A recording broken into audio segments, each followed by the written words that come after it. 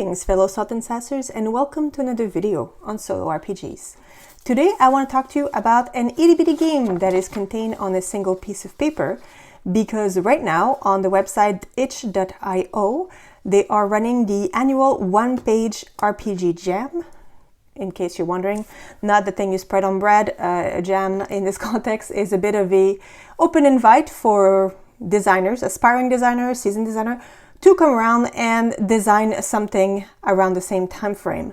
Usually these jams contain a theme or some kind of restriction. In this case, the restriction is that the role-playing game must fit in a single piece of paper. Optional theme is called growth, which I think is actually nailed in this topic as well. So obviously not every single entry in this jam is solo friendly, but I always keep an eye out because frankly a lot of them are. And every now and then I come across a real gem, which this is one of them, and so I wanted to share it with you today. Now, when you get the game, I say digitally, or if you are not as cheap as me and like to print with color, there's a much prettier version of this game, which practically shines with these maps because you get much more of the terrain and the vibe of the different environments with the colors. But for the sake of me being cheap, please bear with me here and believe me when I say this is much prettier on the screen or when printed in color. Anyway, back to the actual game. Wildkin by Nick, I'll say Gralevich, but if I get that wrong and Nick, you happen to pass by, feel free to correct me. It's an unusual assortment of letter in French, English, and I believe even in German, which I speak a little bit of. So no insults meant if any mispronunciation did take place. Wildkin is a game which is basically Pokemon. Okay, this is Pokemon, but we can't use the ID, we're calling them Wildkin. But it's a game in which you are the creature in the ball, not the person holding the Pokeball. So the premise of this game is that you are a Wildkin, a fantastical creature who roams the wilderness. You are collected by trainers, people who catch Wildkin for study, companionship, or to test their strength in battle with other trainers.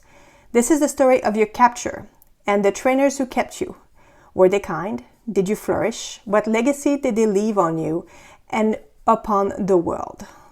They saw great potential in you. Did they help you reach it? So, I thought this was a really cool, interesting premise. I mean, I think like many people, I'm very familiar with the Pokemon IP. I always found it I always had a bit of a bias, and almost against it, because I did watch a lot of episodes and I did play a lot of game of Catch 'em All. But the concept of like, hey, you're my best friend, I'm gonna make you fight this other person until you bleed for my own personal victory and like sort of fame, I always felt a bit at odds with me. But so this kind of taps into that concept of, but really, what is this relationship? So some key points to remember throughout the game here is that you are kept in a ball. So as soon as you capture, you're in a ball-like capsule, locked away from the world, and you were once free. So again, like take it a bit of get into the skin of the Wildkin. And of course, it's a bit of a safety thing, which means that you might touch on themes of loneliness or confinement. So make sure you're comfortable with those kinds of things and take breaks as necessary. Which is funny because, again, this is a very short game. It's recommended, it says here, for an hour. I think I played my game in about half an hour. Obviously, this is a journaling game, so how much you write. Like, you could actually play this full theater of the mind style and probably have it done in like 15, 20 minutes, depending on how fast you can imagine things. So this is a quick game. This is a great, like, you know, spend maybe an hour at most in the evening. Just live a little adventure in your head.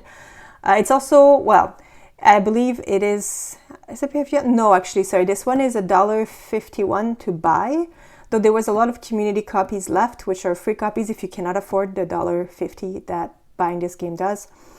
I'll own to something here. I actually started with a community copy because I do review a lot of games, and I'm like, well, if I'm going to review it, you know, maybe I'll get their money's worth out of the review. But then I played it and I loved it so much, I'm like, you know what, that's not fair. Like, this designer deserves some money. So I actually paid him $2 for this game right here that I could have had for free, actually that I had for free, because that's how much I enjoyed it. End of sidebar. So, Wildkin, how to play. You are a little creature. The first thing you do is that you create a creature. So you choose, first of all, where you're from. So we have three different environments here. So that we're going to start, for example, in Corey. The most common Wildkin elements are ice, rock, storm, moon, spirit, and dragon. So this is pure narrative, by the way, so you can roll on it or you can choose. I think I went with Moon. Spirit's cool too though, so let's go with it. Spirit it is. So you start with that and you choose a body type. Again, you can roll on it or not.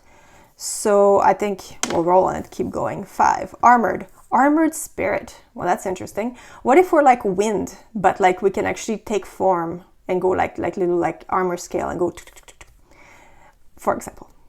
And so then we could imagine what we look like, which I just did for you, complete with sound effect. I'm sure you got a lot of that. We have to give them an impressive battle ability and give them a name. So that my spirit thing with its armor that it can conjure up out of nowhere, the little armor scale, what if it could actually throw them and turn back into some kind of like little wind gust? That's what we're going with, okay? I know it doesn't sound like a Pokemon, but like just, I'm doing this live here, give me a chance. So that's the impressive battle ability, and we'll give them a name, and we'll call them Scaly. Yeah, real creative. Naming is actually like my biggest weakness in these things. So we have now done step 1. We created a Wildkin. Now we choose which location is our home, which we basically established was Corey, because that's the element we chose from. We can also here create an actual location. So we can roll for location type, a hidden. So maybe all of the scaly creatures that I represent actually live in a hidden valley. So that could be it. So again, it's narrative, so you'd spend some time imagining. I'm speeding through this because I want to show you some mechanics, but like really the fun of this game is to spend time and really flesh out these details so that you really can immerse yourself into your own story. So we have chosen the region again because this is Act 1 and we are from Corey. This is where we are from. And then step 1 for Act 1, this is played in 3 acts. We have to choose our first trainer, which is either the innocent kid or the determined collector. So, sorry, cat. Embarrassing. I apologize for that. So basically, say we start with the determined collector. So you would start with describing the trainer. So I don't know, it could be some dude in his 40s. He's, not much of a trainer, but he boasts himself on having a big collection. So why maybe he doesn't train his Wildkin very much, he likes to have a wide variety of them, and that's sort of his claim to fame. So he is focused on getting at least one of everything. Gotta catch them all style. So that's him. How did he find me? Now I would describe sort of the manner in which I was captured. I'm not going to play this whole thing with you because it's honestly a lot of pressure. And second, it's not a playthrough. But basically, I'll still walk you through some of the prompts because it matters. So you would describe how you were acquired. So it could be that you were caught by surprise. He had some other Wildkin. He tricked you. Maybe he lured you in with food before he threw the Wildkin ball at you. So you could flesh out that story. The next question that you have to ask is, what did a typical training session look like? So once he captured you, second, why are you important to them? So again, building on the trainer collection or perhaps my characteristic as a Wildkin, I could say I'm super important because, I'm the first one of his kind. I was the last one he didn't catch yet in Corey. That's why he cared for me. Like he really has been looking for me for a really long time. So he was really excited. And a typical session, what does that feel like? Or is it intense? Is he really half-assing it? Is he even really training me? Or is he just taking me out to show me off? So you can build on that. Then you would choose or roll on what it calls a reflection question. So with your time spent with this trainer, roll a die, which is what I did. 3, your trainer shared a secret with you. What was it? And how did it change your bond with them?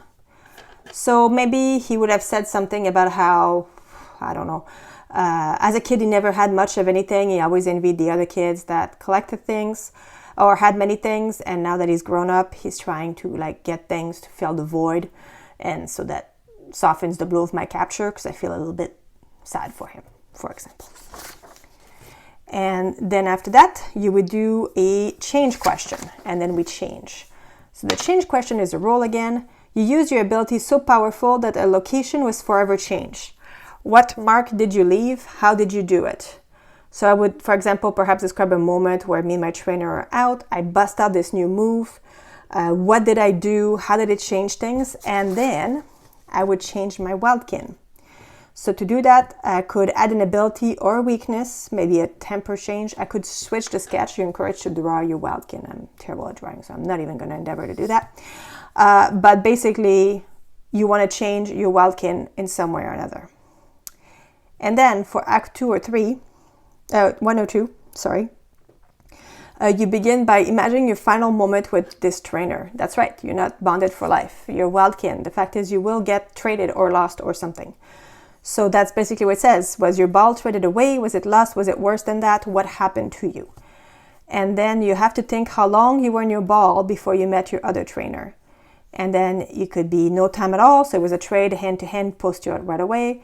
A year, in which case you're encouraged to set a timer for 40 seconds, or a century, in which you set a 2-minute timer. And while the timer is going, you're encouraged to use your phone for this, you close your eyes and you imagine being locked in a ball. So again, this may sound silly, but if you close your eyes and you literally spend time imagining what it's like to be stuck in a ball, like 40 seconds is a long time to have your eyes closed thinking about being confined. So it sends the right vibe, which I think is what I liked a lot about this design. It's small, it's simple, it's super streamlined, but it generates a very emotional story. Like it's actually kind of the kind of story that gets you, and I like that. So when that's done, you start with Act 2.